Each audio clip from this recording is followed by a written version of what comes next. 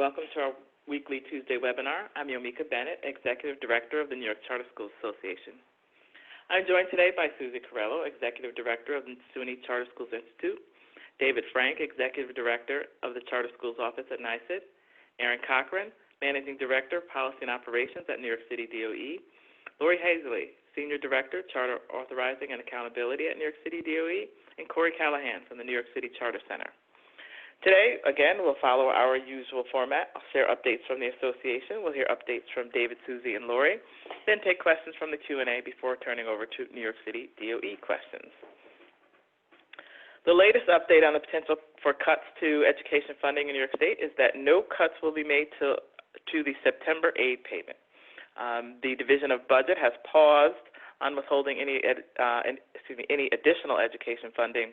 The state will, however, reconsider any decisions on the cuts in November.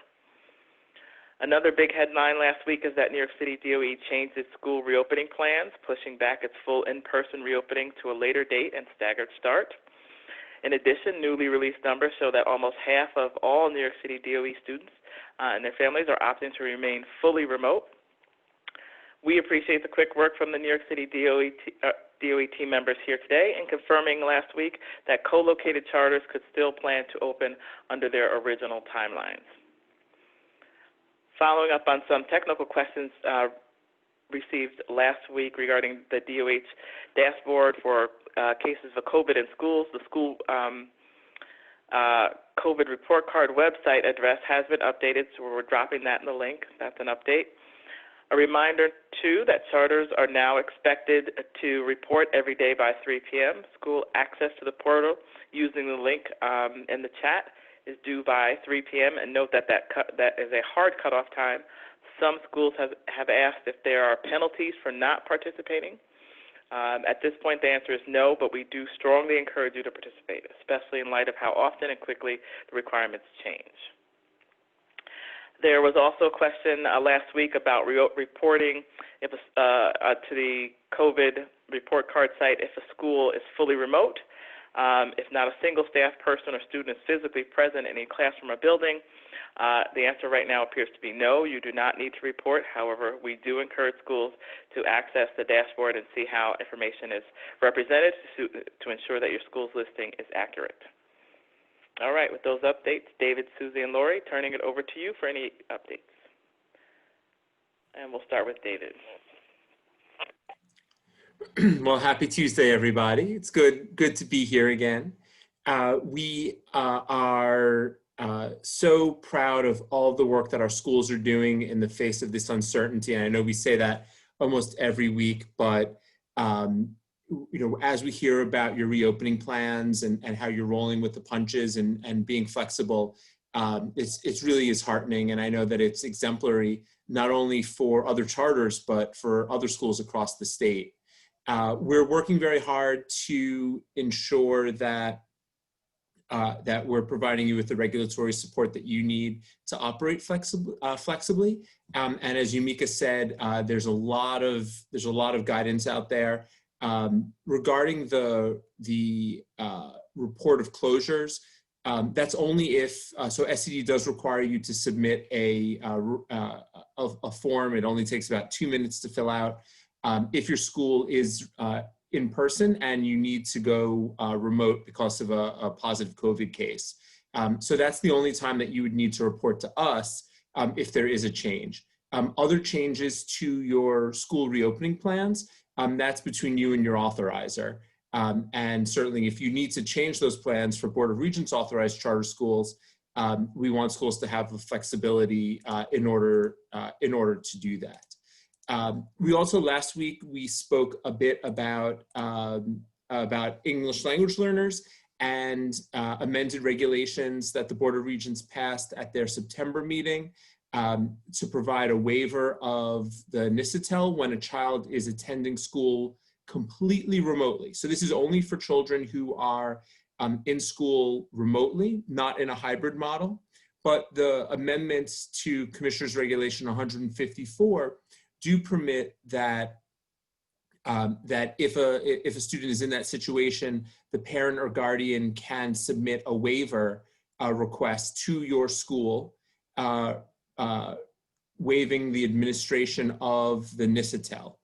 We're developing some further guidance around that, but basically all a student or their parent or guardian would need to do is write you a letter as the school requesting that waiver, and that then the student would be considered, considered provisionally identified.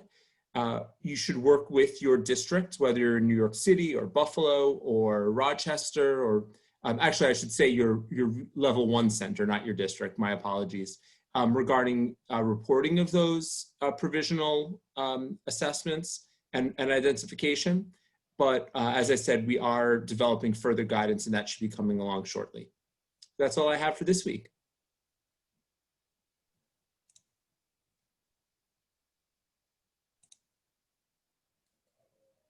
Laurie, you're not jumping in on my screen, or everyone is frozen. So now I see David moving. So I'll jump in.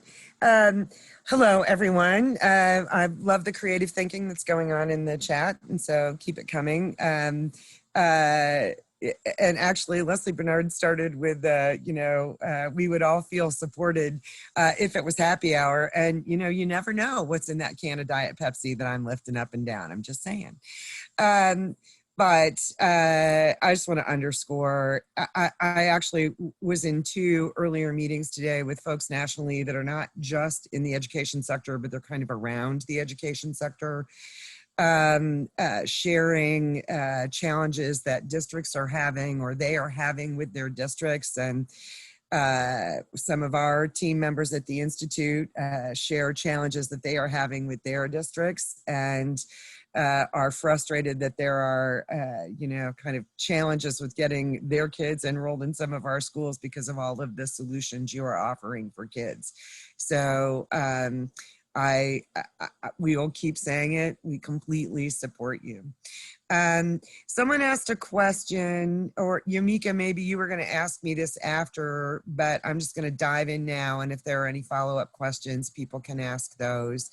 There was a question about, SUNY asked for a set of responses in August, just to give us some high-level information around what your plans for the year were.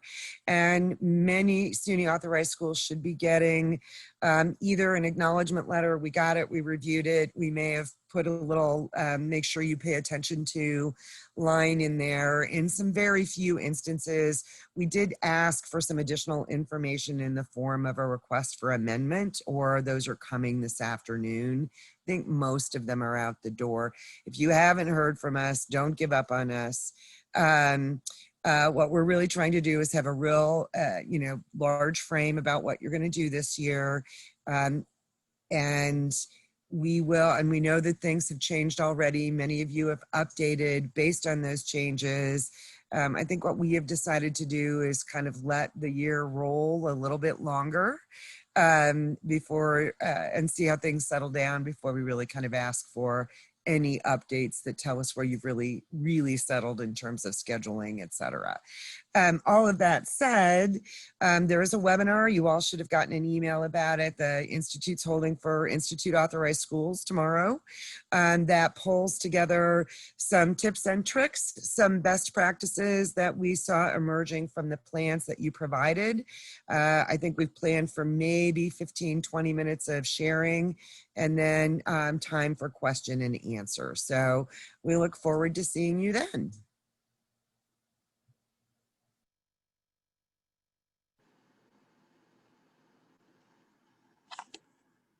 Okay. All right. Good afternoon, everyone. I'm happy to be back here with you all today, sending good vibes and strength to those schools that are open remotely, those that have already started in person, those coming online in person in the coming days and weeks. I do have a few reminders. So we're continuing to review your opening plans. Please do continue to let me know for DOE authorized schools when you have made significant updates or changed dates for your in-person learning. Like David said, and Susie as well, I'm really inspired by the work and efforts that you all are putting in. I appreciate the changes that you all are making in real time in response to your families and communities. So yep, just please keep me abreast of those changes. For all schools, all DOE authorized schools, the calendar of reporting deadlines did go out last week. So you all should have that by now. The first deadline is November 2nd. Please let me know if you didn't receive it. And for renewal schools, just a reminder that your documents are due October 1st, with the exception of the data sheet due October 12th. And I'll be reaching out to you all shortly schedules to plan virtual. We've all been there with the internet. Yeah. All right. I didn't hear Laurie, the end of that, Laurie. Yeah. Oh, was I breaking up? Mm-hmm. You were breaking up. Yes. All right, let's hold on. Let me check. Hold on, let me try something.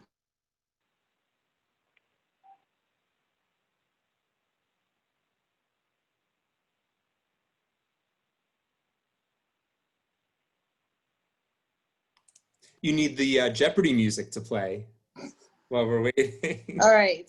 Okay. Was there a specific? Was the whole thing broken up, or any specific part that I went this is off? part of what you were saying. Yeah. The last part for renewal schools. So just a renewal schools. Okay. So a reminder that your documents are due October 1st. Is this better? Yeah. All right. Thank you. Due October 1st for renewal schools, with the exception of the data sheet, due October 12th. And I'll be reaching out to you shortly to get your master schedules to plan our virtual renewal visits.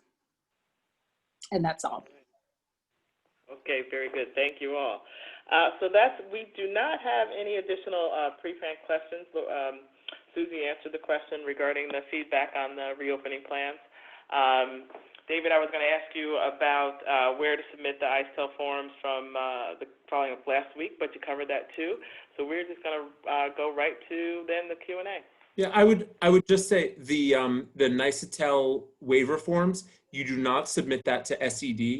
You certainly don't submit it to me, but it's something that you keep on file in your school. In fact, you're required to keep it on file for 3 years.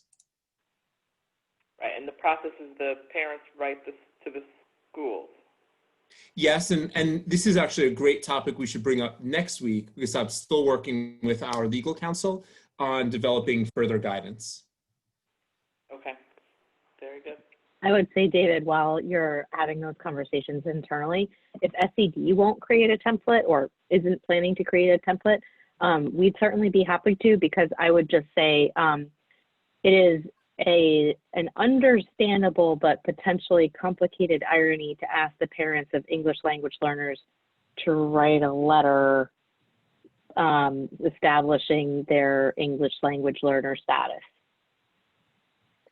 Absolutely. And I know we will be taking this up between now and next Tuesday, Anna. So we will we'll definitely keep connecting on that. As always, if there's anything we can do to help, we're happy to do it. Thank you. Yeah, and so Yumika, there were a couple of questions in the Q&A that we fielded. So folks asked about the 2D law resources, which are forthcoming. We'll be excited to let folks know later on this week when those are available. And then the only other non-New York City question was related to reporting school closures. I dropped a link in the Q&A, so if you also were curious about the mechanism to report school closures, David dropped something in the chat and I dropped something in the Q&A. And so I think the last thing before we hand it over to New York City, now everyone's coming. So Stephen asks about that New York City schools. He doesn't specify, but I'm adding this specification, will receive the supplemental appropriations for FY 2020. So David, I think that you're probably the best person to field that. I like to joke that we're printing the giant novelty checks that that will deliver Ed McMahon style. But the division of Because nothing like having lots of people show up at your door right now to say, here's the I money. know, yeah, you know, full PPE, full PPE.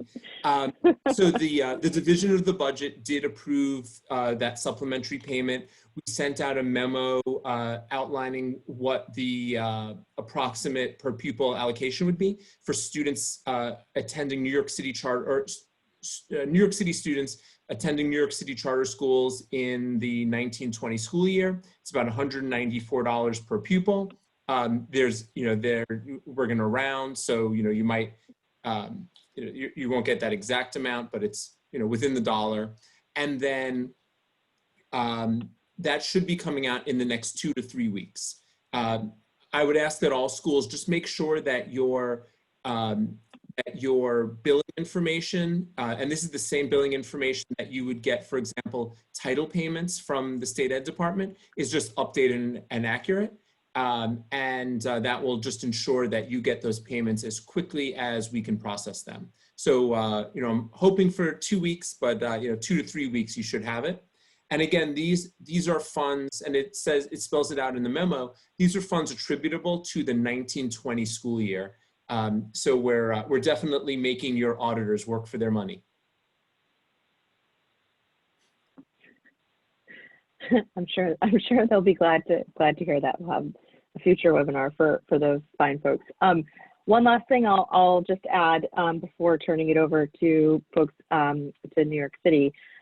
Ira from Grand Concourse asked a great question in the chat, and want to make sure everyone saw it, or folks I think maybe weren't able to see it, but I think it's a great question. Their situation is that the busing that they have available to them is causing them to alter their student schedule in terms of the times of day when the students will be in attendance. And Susie's answer, which I will let her speak to further, is that that's not something that they need to get specifically approved right at this minute. But I'll let Susie, David, Laurie speak to how you all want schools to communicate with you, because I can't imagine that New York City is the only place where this is happening, or this is going to continue to play out as some of the other districts themselves haven't opened, or some charters are open, but they're open hybrid. And I think, the dominoes are going to continue to fall. So as things continue to evolve, in particular around hours of operation, things like that, how do you all want schools to make sure that you're aware? As far as the Institute has been informed at this point, there isn't an executive order relieving your responsibility for the 990 hours of instruction. So as we work our way through the year, many of you got an acknowledgement letter or an RFA from us about those August plans, asking specifically either about hours, but also attendance, which has kind of been a theme of mine. We don't, we have, you have the autonomy to determine how you're going to count attendance, but make sure that you document it well. The hours in school and of instruction are similar. There are going to be wrinkles. Grand Concourse Academy started school. Now the transportation is a little different than they thought it was going to be. The students are there, Iris says 40 minutes longer. If you want to update us about that, we always love hearing from you, but you don't have a formal responsibility to do that right now. We're kind of waiting for some of these little wrinkles or big wrinkles to iron out. So hearkening back to Leslie would feel supported if we all raised a glass. And so we're going to work on that. One of the things the Institute's trying so hard to do is not bother you with extraneous reporting requirements. And so for you to tell us, you told us the best you knew in August, that's great. Some of you have updated it, it's changed, that's fine. We're gonna let the year roll a little bit longer so that you can kind of give us, once you think things have settled down, you can give us your best knowledge at the time.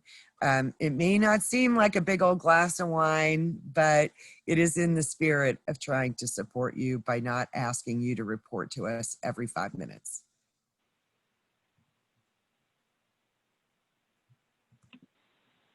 David, Laurie, any thoughts? Yeah, I would just add that the state ed department did put out a memo on billing on September 9th. You know, we love our memos at state ed. But that memo did say that while district schools have been granted significant flexibility in terms of their instructional programming, that that flexibility was not designed to reduce the instructional options available to students across the state. And so we hope that districts will work closely with both charter and non-public schools to ensure that students are able to access educational programming, even if that educational programming is not, it doesn't hew to the district's calendar. And so I gave a link to the memo, and you know, that doesn't mean that you'll be able to have instruction, you'll be able to have busing for the exact minute you want it, but we hope that both districts and charters will be flexible so that we could all meet the needs of kids to participate in programming. I will say, if you read no other SCD memo, that is a great memo. I know. Mic drop memo. It is a good one. We always, it's like we always try to outdo ourselves.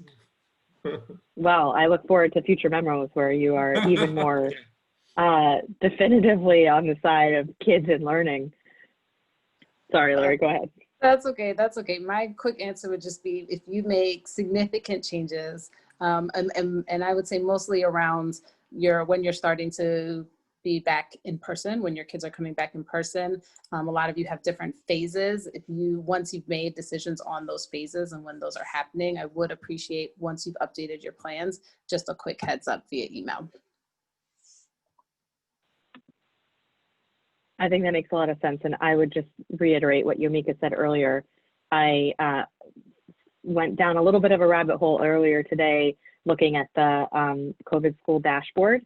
And so I think it's worth, as a school, looking, if only to see if your mode of operating is accurate. But there's, some interesting information there. Yeah. All right. So with that, Corey, Erin, Laurie, passing the baton to you all. Thanks, Anna. Good afternoon, everyone. We have a bunch of stuff to go through here. I see a couple questions in the Q&A, so please add them in if you have more. I'll just start by saying hi, Erin. I know you're my co-pilot today for our session, so welcome to another Tuesday. I will start with the special education billing because I can see that that is a question of great interest, and I know Erin has been fielding questions by asking folks to email directly to the charter school office if you're dealing with billing stuff. I also want to plug that the collaborative, most of you know, Melissa and Jen and Allie, they're working on this issue around the clock, working with schools.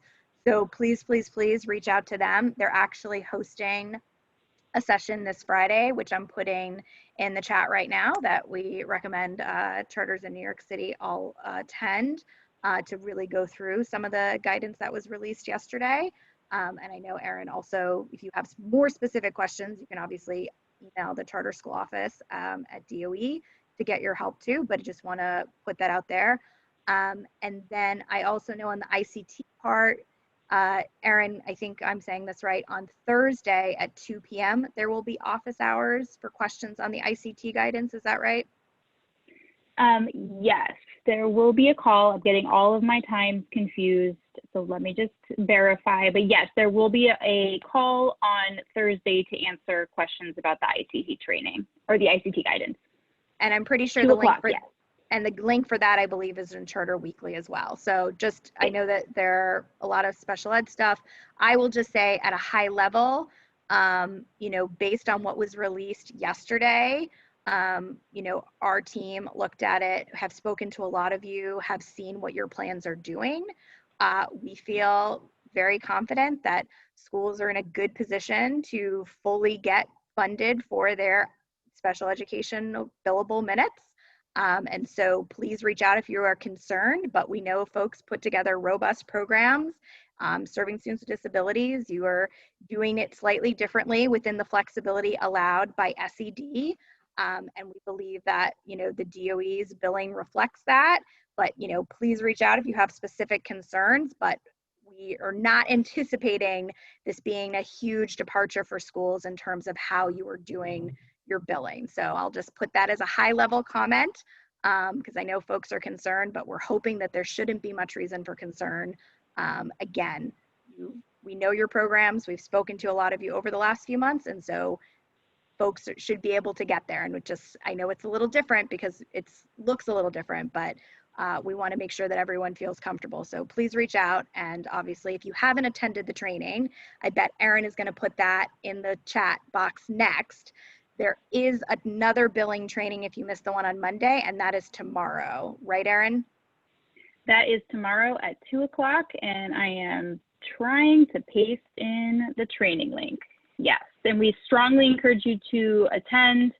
As Corey was saying, it's going to be great training. You can ask all your questions, but also there are some differences from reconciliation. And so we just want to make sure that folks are entering the billing period with all of the information that they need so that we can cut down on the back and forth. Okay.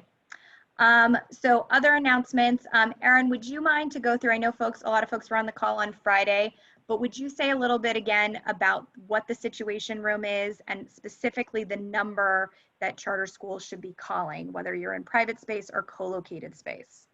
Yes, so the Situation Room is a joint project by the DOE, Test and Trace, and the Department of Health and Mental Hygiene. And it is a situation room where folks will call in, and I will paste the phone number in the chat. If you have a strongly suspected case in your building, someone has called to tell you that they have received a positive test, you have sent someone home after consultation with a nurse and they appear to have COVID-like symptoms. So it is a particular place to call in if you have a strongly suspected case or a confirmed case of COVID-19. Unlike the 3 p.m. State Department of Health reporting, I just want to draw a very clear distinction. So that is the information that you're passing through to the state by 3 p.m. every day is a purely reporting situation. So when you're calling the Situation Room in the city, you will have the availability of the Department of Health and Mental Hygiene and Test and Trace to verify test results, to start a test and trace process. If there is a positive result, they can kickstart that process earlier. And it will also support any of the decisions, particularly in DOE buildings, around whether a classroom needs to be closed or a school building needs to be closed, depending on the other information coming into the Situation Room related to that building. So it is a little bit more of a process and a conversation as opposed to just picking up a phone and saying there was a case and hanging up. So I just want to make sure that that's very clear. I think that some folks, when you call, you're likely going to be getting a lot of the information that you're just going to be wanting anyway, right? Because it is a conversation. So what are my next steps? What should I be doing?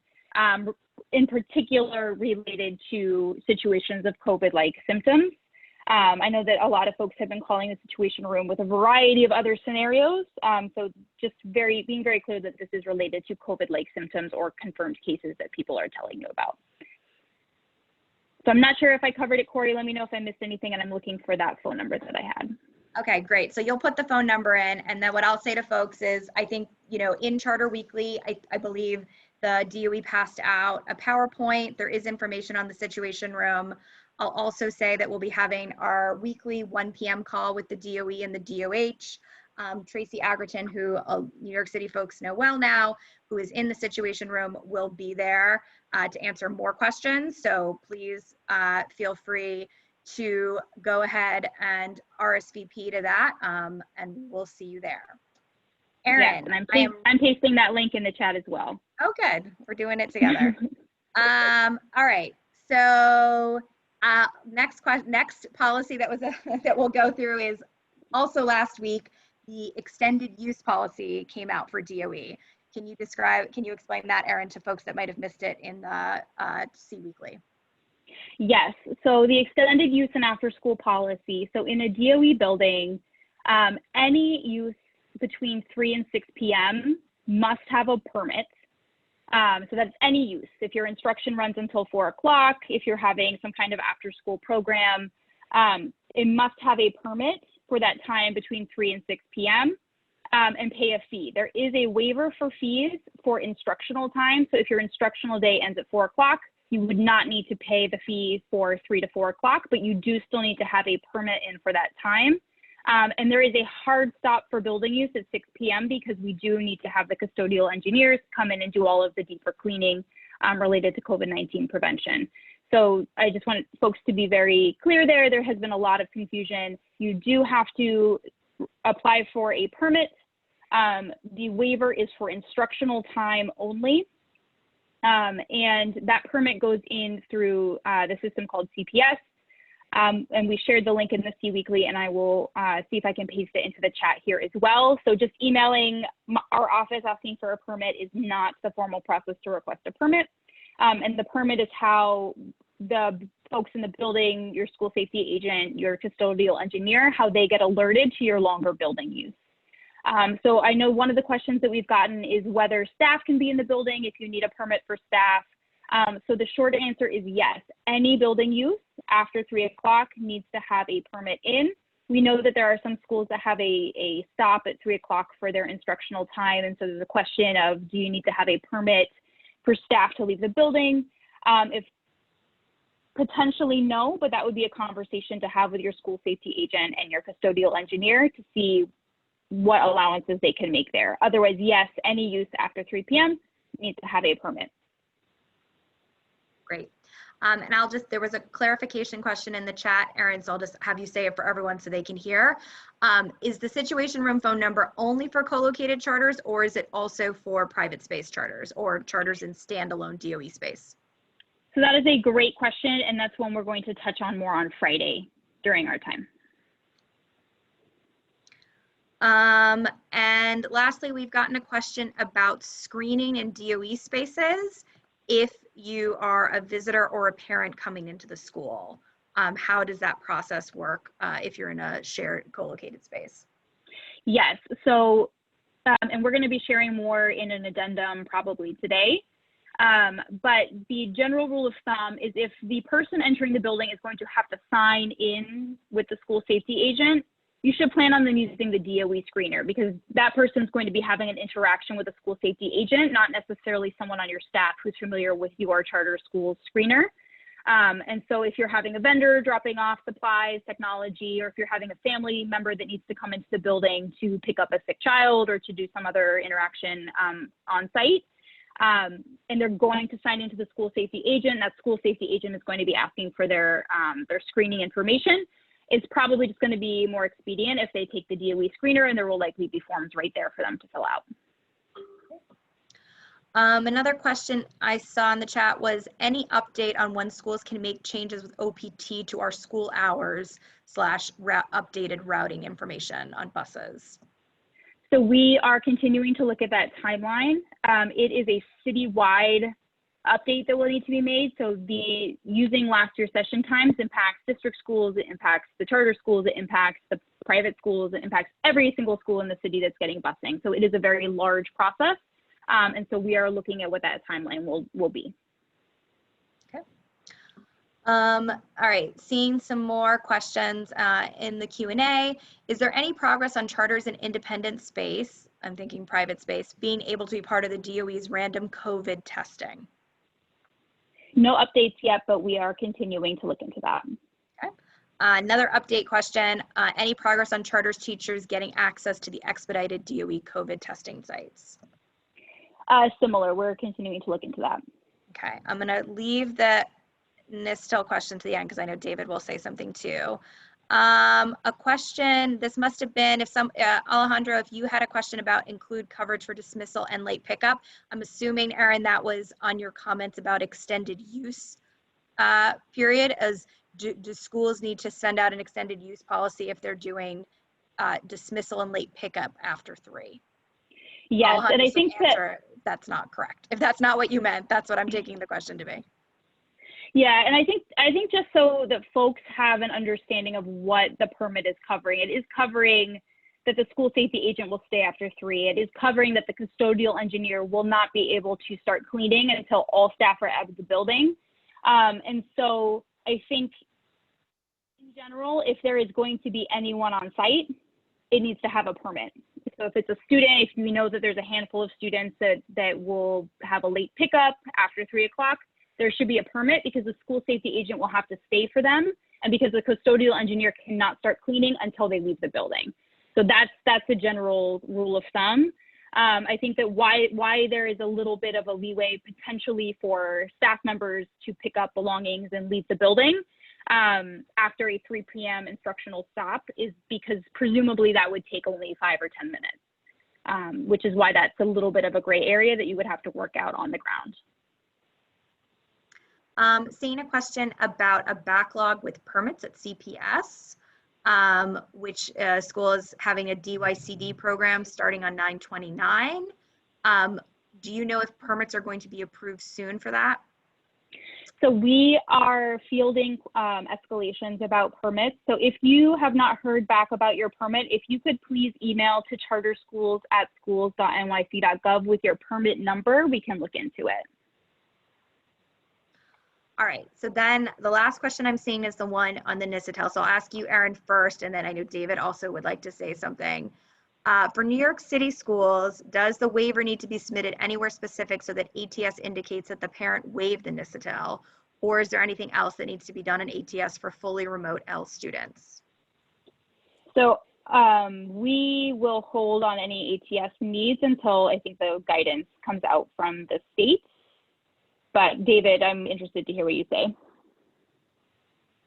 Yeah, so this is something that you should talk to the district about, and certainly you, in the interim, before you can enter any of these into ATS, you should just keep very detailed records for your school.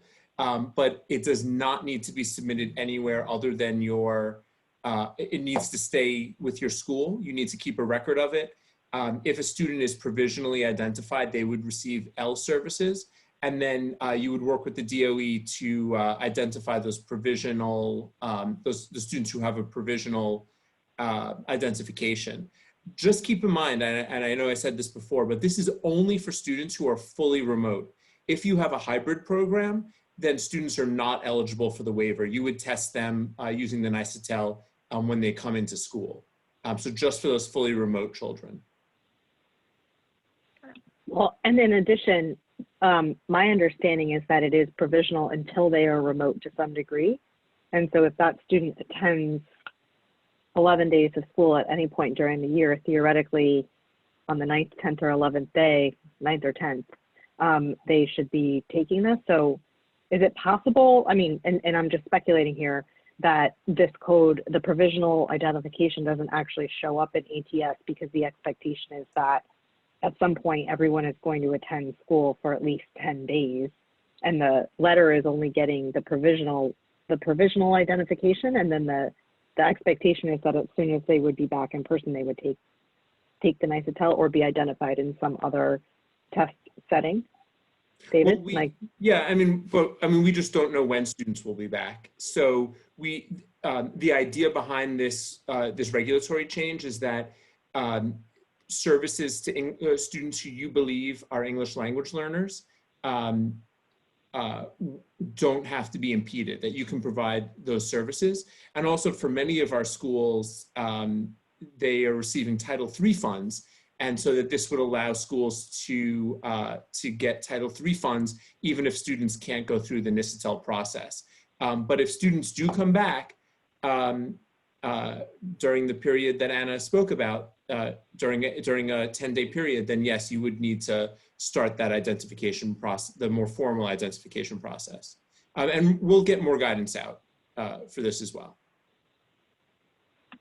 Yeah, this does make me think that potentially next week we should spend some time on Beds Day, looking ahead to Beds Day, and how, Beds Day, how schools should be thinking about any of the potential complexities about, registering students, identifying students, because there's probably still going to be some unknowns at that point. And if prior beds day portals are any indication, there's not going to be a lot of question mark or NA or waiver buttons to click. Yeah, and we have a whole webinar that we're doing just on Beds Day. We do this every year. It's on Wednesday, September 30th at 4 p.m. Not the original day. Oh, that's on Beds Day? Because I thought that was about SIRS and level 0. It's Beds Day? Well, beds data is now, most of it is being reported through SIRS. So that's why it's beds and SIRS. So there's Beds Day, but you're reporting the data through SIRS. It's to create a one-stop shop for all Beds Day data reporting. But if you liked our transportation memo, you'll love our Beds Day, our Beds webinar. So it's on Wednesday, the 30th of September at 4 p.m. And we're going to have our Information Reporting Service Office speak to it. And actually, I'll send out a reminder. It was sent via the Charter School listserv. So that's another reason why it's important to have your SEDREF information up to date. Beds Day is always the first business Wednesday of October. So a question, so that is the 7th of October. And that's Beds Day. Camille, wins the prize, Camille. Yeah, that's not, you don't report data on October 7th. It's just that's the count day. And then you'll report data later on. So come to the Beds webinar, or better yet, send your data person to the Beds webinar on Wednesday, the 30th of September, 4 p.m. Eastern Standard Time. And they'll get all the information on beds that they want. It'll also be recorded. And so we'll put it up on our website. That's great. And for folks who are on the naughty list and don't have their information accurate in SEDREF, not that we intend to create a workaround for all of these acronym portals, but we did also include the login information for that in the reminder for today's webinar. So if you are on our email list, you can look back in your email and get that. Corey, I didn't mean to step in here. There are some other NICETEL questions that this raised. And it looks like, Corey, do you want to speak to the last sort of extended hour access question before maybe we go even deeper on the NICETEL stuff, the questions that are in there about NICETEL? Yeah, sure. Erin, this is for you. For charters that are using the time after 3 for professional development, do they need to fill out a survey and pay? And you might have just answered it, actually. Yes, any building use between 3 and 6 p.m. needs a permit and a fee unless that fee is waived because it is instructional time. Thank you. Thanks, ladies. So then just to wrap up the NICETEL, there's a series of questions. Lots of people have the question, if they're fully remote, if a school is fully remote, but they want to arrange to have individual students come into the building for the NICETEL, are they able to do that? Absolutely. And certainly you can do that. However, we don't want parents to have to we don't want to have parents to choose between their students' health and getting L services, so that's why there's the waiver. But if your school can create a safe environment for parents and students to come in, take that assessment, I think that that's still the gold standard, and you certainly should do that. As Anna said before, if you are planning to come back at some point, within 10 days of coming back, the student would need to be administered the NICETEL. So maybe better to get it out of the way now when students can sort of have that, you can arrange to have it on the student schedule versus later on, but that is up to you. Great. I think with that, I do want to say, Martha, actually, I for one, a serial, I like to put links in the chat. I'm a serial linker. So Martha asked, is there a way to get those links? I was just chatting back to her. We do, in the process of recording this, it also does store the chat. We have not made it is not a great document in terms of posting it publicly consistently. It's not like the world's most usable format. But Martha, if you want to shoot me an email, or if there are particular links that you're interested in, we're happy to source them for you. And my email is ahall@anycharters.org. That's helpful. All right. With that, Yomika, I'll turn it back over to you. All right, thank you. I will say I just noticed there is one more question. Any guidance on how to access print the bubble sheets for submitting testing information? We cannot print to enter and submit. So this is from Susan Trice. I'll defer to Erin on that one. Sorry, I don't see the question. Oh, wait, in the chat. Let's connect offline. Can you please email your problem to charterschools@schools.nyc.gov, and we can troubleshoot from there. All right, with that, we are all done for today. Thank you, everyone. Thanks for joining as always. We'll see you next Tuesday. Until then, be safe. Take care.